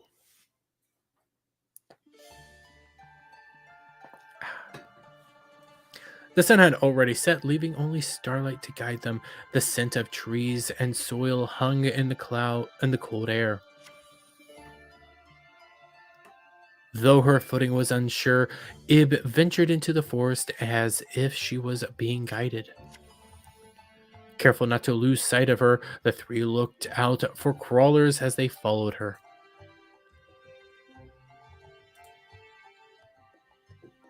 She's not that young. She was probably maybe a year or two younger. It's not that bad. Suddenly, with an abrupt shriek, Ib vanished before their eyes. Rushing to the place where they lost sight of her, they saw Ib had fallen off a low cliff. It appeared Ib had been so spellbound in the direction of the voice that she hadn't noticed there was no ground before her. The three descended the cliff and were relieved to find Ib uninjured. Before their eyes, a mysterious structure appeared. If it had been there before, they would have noticed it, but as if the structure had been there for hundreds of years, it was ensconced in trees and entwined in ivy. Are they afraid of bagels too? I don't know. Oh, okay, so not lolly. Yeah, definitely not that. That shit's weird. Keep it away from me. They nervously approached the building. The wand Ib held in her hands glowed, and the building started to rumble as if in response. A mighty light radiated from the building, blowing aside the trees and cloaking everything in a blinding light. Even with their eyelids closed, the light pierced mercilessly through. When they finally opened their eyes, a fairy fluttered in the air before them. The fairy spoke to the startled party. I am Lee, the World Chalice Fairy, a spirit that had been sealed inside the building that released the bright light known as the World Legacy World Chalice. In previous times, it was her duty to guide mankind, but was obstructed by the Mech Knight. For many years, she had been waiting for a world hero capable of activating the World Chalice. And that they are those world heroes. Please lend me your strength and gather the sacred starlight and save the world from the great darkness, she spoke. Though bewildered by Lee's story, Aram and the group were moved by her earnestness and decided to lend a hand.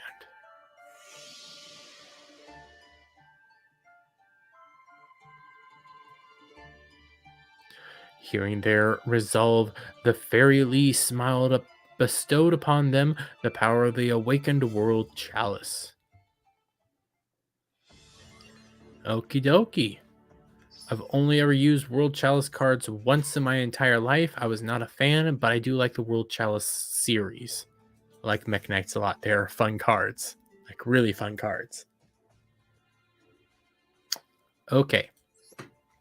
We'll do the practice and we'll do the stage and we'll call it a night from there.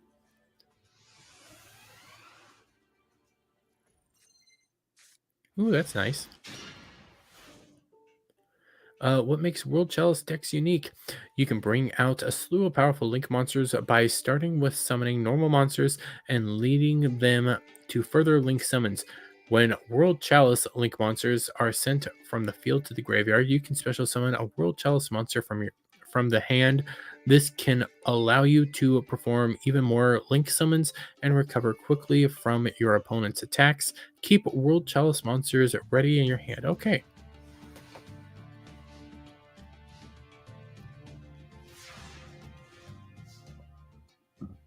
Oh, excuse me. So we got Crowned. Link summon Aram, the World Chalice Blades Master, and win in this turn. Summon chosen by the World Chalice, and then Link summon Imduck, the World Chalice Dragon. Oh, okay. So I'll go here. I don't like Link summoning that much, but I'll do it.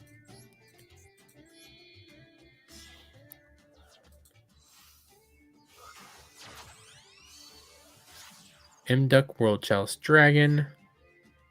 Summon another World Chalice monster this turn using Imduck, the Chalice Dragon's effect. Summon the Crowned by the World Chalice, and then Link summon Aram, the World Chalice Blades Master. So we'll do this. Then we'll do this. World Chalice Blades Master.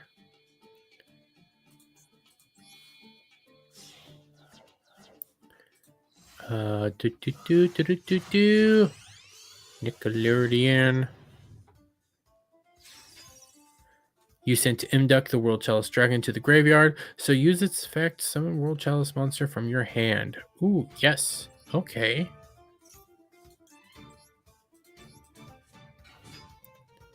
Attack your opponent's life points directly. Alrighty.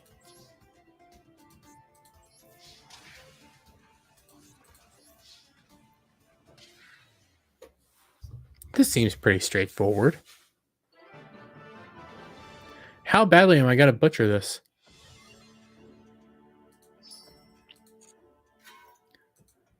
Let us see how this is going to go.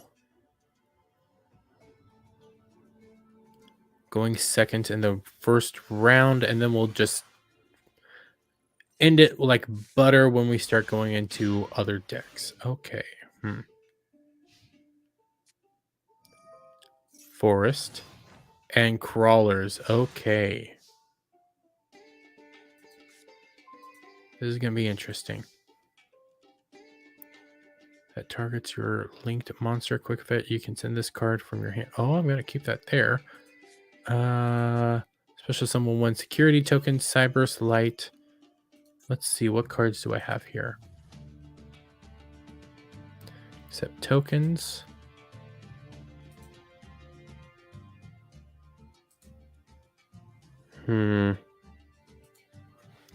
Okay. We're gonna start off with Raigeki.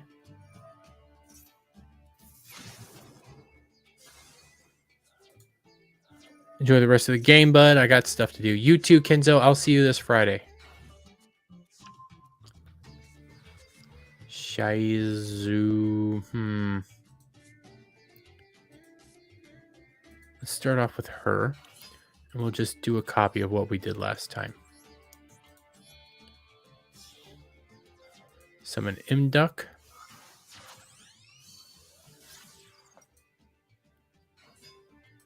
Then we'll summon. Next, I'm going to use Monster Reborn. And I'm going to bring her back. I'm going to do face-up defense position. Now what I'm going to do is I'm going to special summon 2 monsters with different attributes, types, and attributes. This link card cannot be destroyed by battle or card effect. Your opponent cannot target this link card with card effects. If a monster this card points to would be destroyed by card effects, you can send... Okay. But the better one would end up being this. So I could... Let's do... Because I'm going to have to use this one. And I can do this one. And I can summon you. Let me think. Banish this card from the graveyard. Normal... Target 1 normal monster in your graveyard. Special summon in a defense position to a zone a link monster points to. Let's not. But you can tribute 1 World Chalice monster this card points to, then target 1 other monster in your graveyard. Special summon it to your zone this card points to. Let's activate this.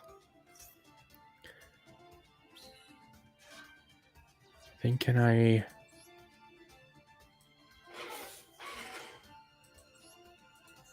Confirm.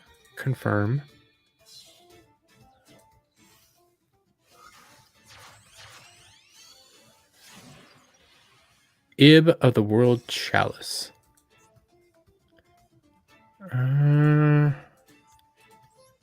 could summon the strongest, but I don't want to right now. We're just going to go into battle phase. And...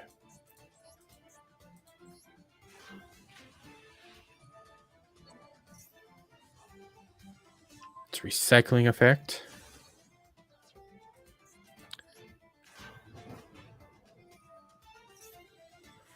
It's adding a crawler card. Okay. And I'm keeping this one in my hand.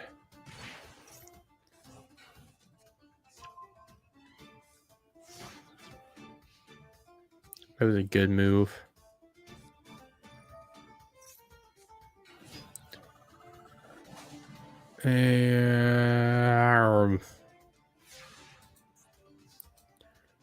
Okay. Harpy's Feather Duster. Oh, yes, please. Activate you.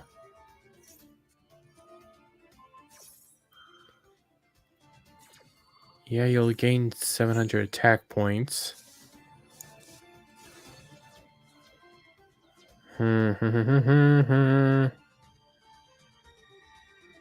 It's just for this turn, though. Yeah. I could. Here, I don't like doing this, but what I'm going to do... Select a card to summon.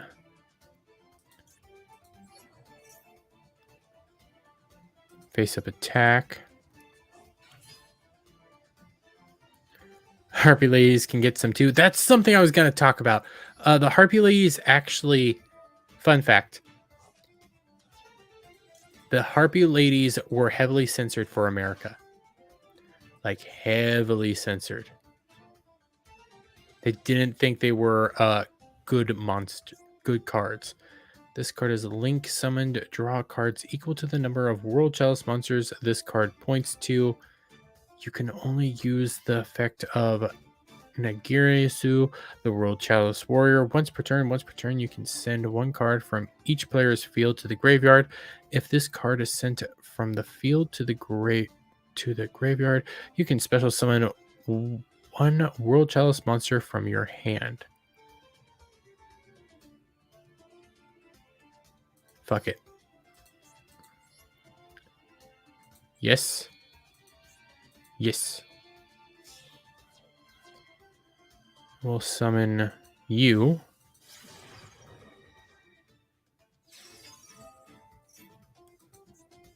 So return, you can send one card from each player's field to the graveyard. Confirm. And confirm.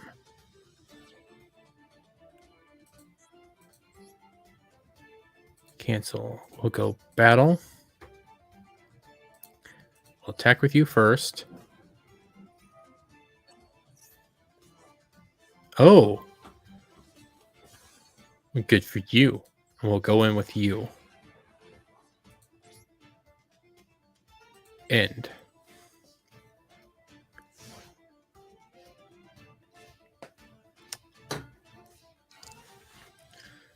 Let's see how's this gonna go? Ooh.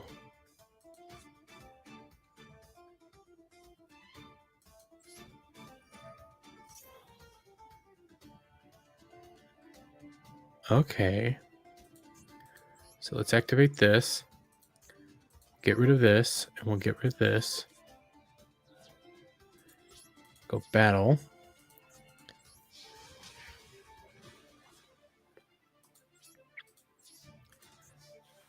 Can I get another World Chalice card? Can I get some World Chalice, guys? Come on, come on.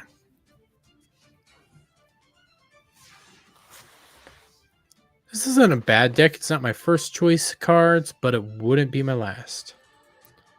We're going to summon you. We're going to activate your effect. We're going to do this. And we're going to do this. Wait, can I not activate his effect now? Aw. Okay. Well. Bam.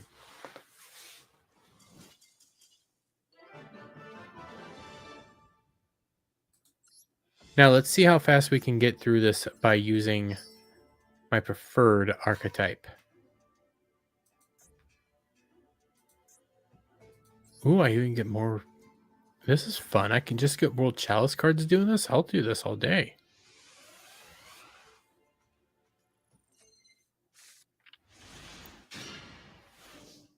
Let us see. What do I have off the top of my deck? Do this.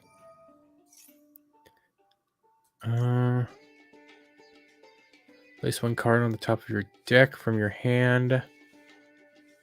Or, yeah, let's do this.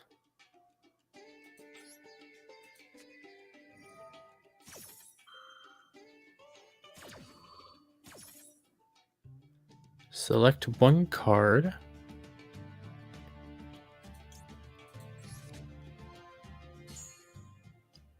Set card. Eternal Soul next. Send this card to the graveyard. Special summon one Dark Magician. Yes. Dark Magician in face-up attack mode. Wait, can I already... Oh, I can. During your main phase, you can banish this card. Draw cards equal to the number of magicians or dark magicians, girls with different names on the field or in the graveyard. Let's not say I did right now. Let's just go in turn.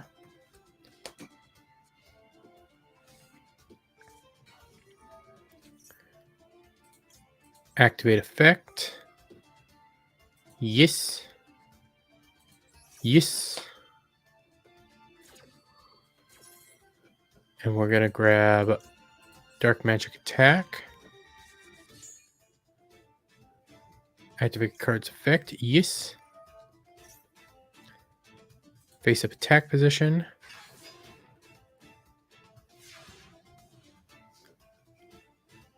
Two. Ooh, Dark Magical Circle. Activate you. Every Dark Magician in your monster zone are unaffected by your opponent's card effects. Yes. Add 1 Dark Magician or 1,000 Knives to your hand. 1,000 Knives.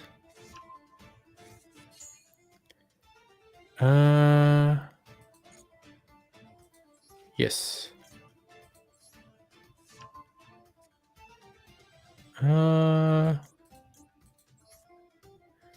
Next, we'll use Dark Magic Attack. Not yet. Then we'll use 1,000 Knives. Not yet. Then we'll use you. We'll fusion summon 1 monster. We're going to do this. We're going to use you. We're going to use you. The Dark Magicians. Next, we'll use this. Bag 35 of Lego Rivendell finished. 14 left. Woohoo! We'll take you and you. No, I'm banishing them, but I have 2 the Dark Magicians now on the field, which allows me to use Dark Magician's effect 1 to give me Magician of Chaos. We'll just attack. We'll attack again. We'll end turn.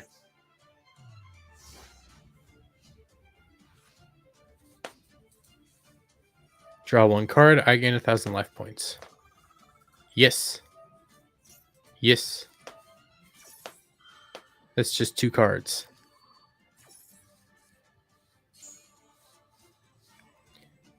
Set spell and trap card on the field. Yes. I don't think I can use it, but Magic Karibo. Yes. Top 3 and yes. Let's go.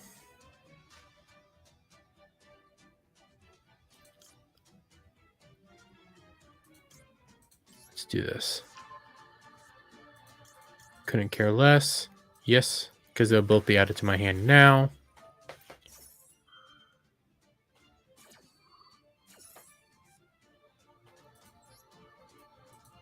Boom. Yes. Boom.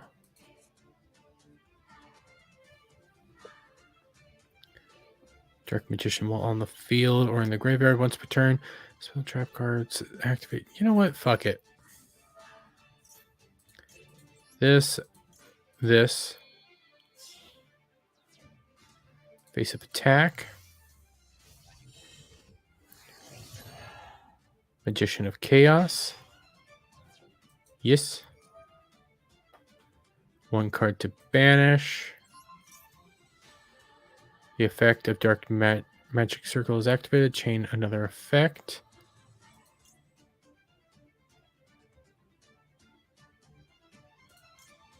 Once per turn, when a spell and trap is activated, quick effect, you can target 1 card on the field, destroy it, activate effect.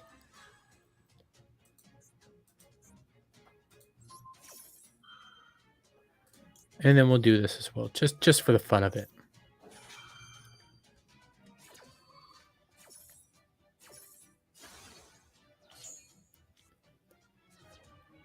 Wapa. Next, we'll activate this. Face up attack position of a Dark Magician Girl. There's no card applicable to set. We'll then activate this.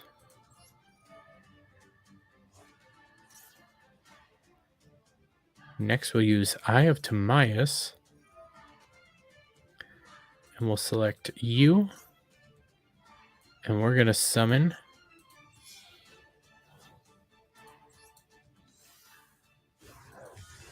Master of Chaos. Yes.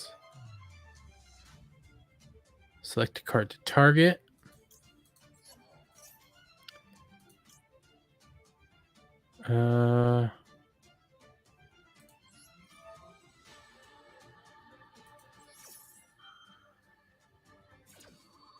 Let's see. Oh, screw it. I'm not going to have any room, but he's not going to be on the field much longer. Because next we're going to use this.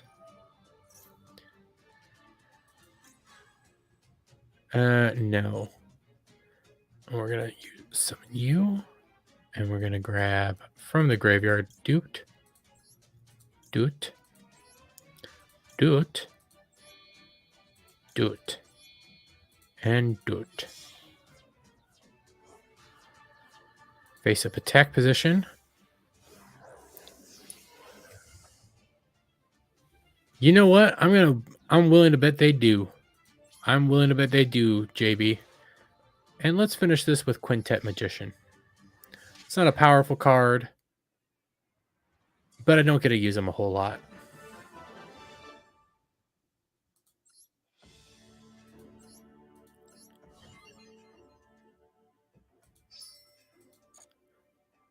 What time is it? 2:07. We've been going for 30 minutes. We'll continue this later. I'm actually having fun. But I enjoy all this. And I'm looking at the later cards. Enforcers of Justice. Oh, Lightsworns. Weather Painters. Heralds. Seven Samurai. There's some fun archetypes on the way. I hope I'm you know what? I kind of don't want to know. Let me get my rewards real fast and then we'll end this out. Receive all. Oh, got Swords of Revealing Light. I haven't needed that. Got 160 gems. There we go. 300. I'm going to close this out. Game settings. I hate what you have to do to close this out, though. That I will say that's an annoying function. Oh my God, what did I just see? Cloud. Okay, before we end, Cloud did make a meme. Cloud, you still in chat? I mean, you probably are. Present, share screen. This is from Cloud. We love you, Cloud. Oh, wait, wrong screen. Give me a moment. There we go. Love you, Cloud. Love you a lot. Is what it is. Okay. On that note, guys, thank you all for hanging out. I still got an edited video for tomorrow. Hopefully it'll be out in time. It's going to be a G Gundam review. I'm enjoying doing these late night streams with y'all. They're fun. They're enjoyable. We can hit all sorts of topics, have some fun, talk about all sorts of cool stuff. Just get a dildo cover for your mic. God, JB, I love you, man, but God. No, you know, you always know what to say to make me want to cry a little bit inside. But on that note, guys, thank you for checking me out. Thank you for watching the stream. And if you're watching this on the replay, please, guys, hit that like button, share it out with friends, hit that subscribe button, hit that notification bell for every time I put out a new video and go live. Don't be afraid to comment and all that. And I'll see you guys all on the next one. Bye for now.